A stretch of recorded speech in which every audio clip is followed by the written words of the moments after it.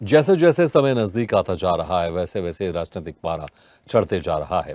रामानुजगंज नगर पालिका में मतदाताओं को रिझाने के लिए भाजपा और कांग्रेस के दोनों प्रत्याशियों की तरफ से अपने अपने वादे और घोषणा पत्र के तहत प्रचार किया जा रहा है। इन सब मुद्दों पर हमारे सहयोगी ने खास बातचीत की कांग्रेस प्रत्याशी मधु गुप्ता से। जैसे जैसे नगरीय निकाय चुनाव की मतदान के समय नजदीक आते जा रहे हैं वैसे वैसे सरगर्मियां भी तेज होती जा रही। वहीं रामानुजगंज नगरीय निकाय क्षेत्र में कांग्रेस और भाजपा में तकलीफ भी चालू हो गई है। वहीं आपको मैं बता दूं कि अभी हमारे पास मौजूद है कांग्रेस प्रत्याशी मधु गुप्ता जी। पूर्व में भी नगर पंचायत की कमान संभाल चुकी हैं और कुछ दिनों में मतदान होने वाला है। इनसे जानने का प्रयास करेंगे कि अभी जो जिस तरीके से प्रचार प्रसार कर रही हैं, किन मुद्दों के साथ जा रही है और क्या कुछ रामानुजगंज के लिए सोच रखती हैं और क्या कुछ करना चाहती हैं। मधु गुप्ता जी, आपका स्वागत है हमारे चैनल्स में। जी, मैं मैदान में चुनावी मैदान में उतर गई हूँ और आगे का प्रत्याशी कौन है इसको न देखते हुए मैं अपने आप पे भरोसा करती हूँ कि मैं इस शहर में एक पहचान पहले से भी बना चुकी हूँ। मैं 10 साल पहले इस नगर पंचायत अध्यक्ष रह चुकी हूँ।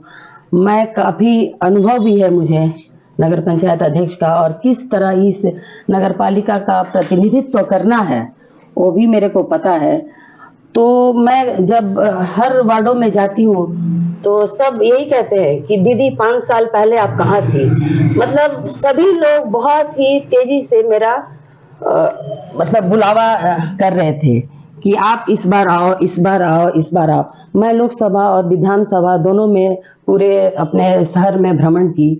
उसी टाइम से मेरा मांग था, इस कारण मेरे को नगर पंचायत चुनाव लड़ना पड़ा। जैसे आपके सामने जो प्रत्याशी है 10 साल तक लगातार नगरीय निकाय क्षेत्र में काम कर चुके हैं, कई बड़ी कामों का दावा वो अपने चुनावी घोषणा पत्र और लगातार प्रचार प्रसार के दौरान कर रहे हैं। आपके पास मुख्य एजेंडा क्या होगा कि उनके जो दावे हैं उसको किस तरीके से आप नेस्तनाबूद कर सकती हैं। उन पे जो आप जो वोटर्स हैं कैसे उनको बता पाएंगे कि हम उनसे बेहतर हैं। जी, मैं 1 और 3 और 13 वार्ड में गई। वहाँ पानी का काफ़ी ज़्यादा किल्लत है। चूँकि हमारे साथ थोड़ा समय कम पड़ गया था, नहीं तो मेरा ये टारगेट था 1, 3 और 13 में पानी टंकी का। तो लोग कह रहे हैं ये 10 साल तक क्या किए। हम लोग बताते रह गए कि अध्यक्ष जी पानी समस्या है, पानी समस्या है, पर कोई सुनवाई नहीं हुआ। एक तो कभी भी हम लोग नगर पंचायत में जाते हैं तो इनसे मुलाकात नहीं हो पाती है और घर में भी जाने के बाद घंटों घंटों इंतजार करना पड़ता है। लास्ट में यही कहते हैं कि जाओ मैं ठेका लेके बैठा हूँ। तो काफ़ी लोग रुष्ट हैं और चाहते हैं कि एक नए चेहरे के साथ मैं अपनी भाभी को चाहता हूँ कि इस नगर पंचायत में आए और हम लोगों का और ये शहर का प्रतिनिधित्व करे। आप नगरीय निकाय के लिए क्या कुछ सोच के रखें, क्या कुछ करने का इसमें है अभी आपके पास? जी, मैं एक महिला हूँ और महिला होने के नाते मैं बताना चाहती हूँ कि इस महिला ही इस घर पूरे घर को संवारती और सजाती है। तो चूंकि पहले भी मैं इस शहर को सजाई थी और आगे भी सजाऊंगी और बहुत कुछ करने का मनसा है। बच्चों के लिए खेल मैदान नहीं है यहाँ पे।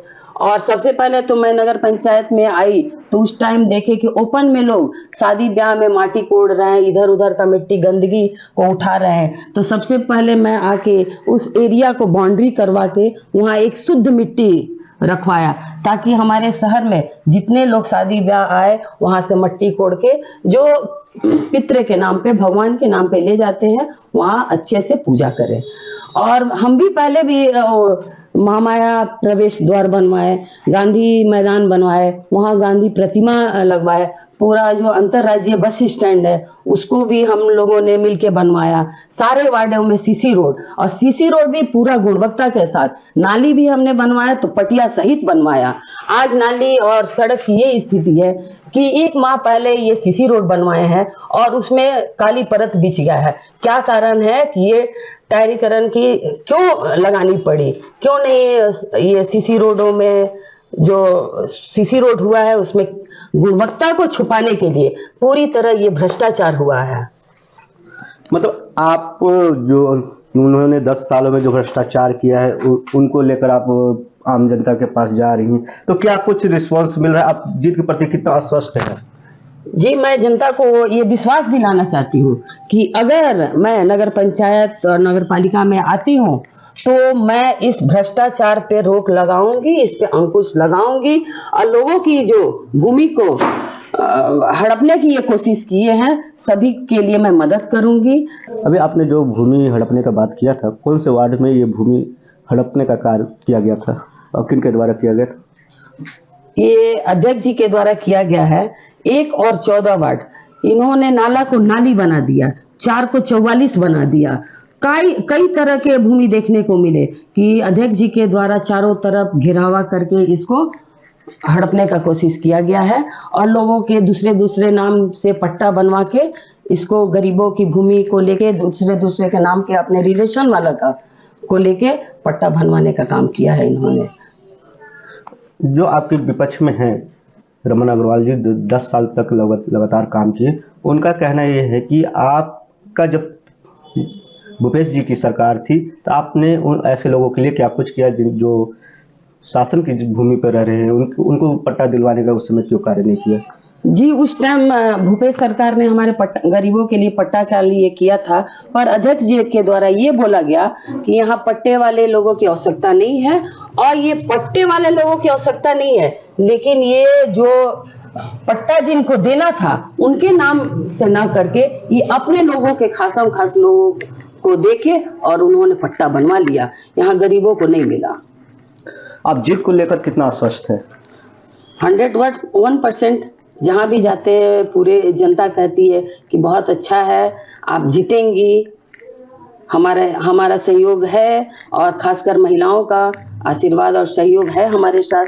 मैं जीत के आऊंगी और इस नगर पालिका परिषद में पंचम ला रहूंगी। अभी आपने बोला महिलाओं को, तो महिलाओं के लिए आपके पास विशेष क्या योजना होगी? मैं महिलाओं के लिए लघु उद्योग के लिए मैं हर वार्डों में बोल के आई हूँ महिलाओं को कि आप लोगों को घर बैठे मैं लघु उद्योग आप लोग करें और मैं उसका मदद करूंगी। जैसा कि ये कांग्रेस प्रत्याशी मधु गुप्ता जी हैं और जीत के प्रति आश्वस्त है और क्षेत्र के जो महिलाएं हैं उन्हें कुटीर उद्योग के माध्यम से उनसे सशक्त और आर्थिक रूप से मजबूत करने का प्रयास करेंगी। स्वदेश न्यूज के लिए बलरामपुर से सुनील कुमार ठाकुर।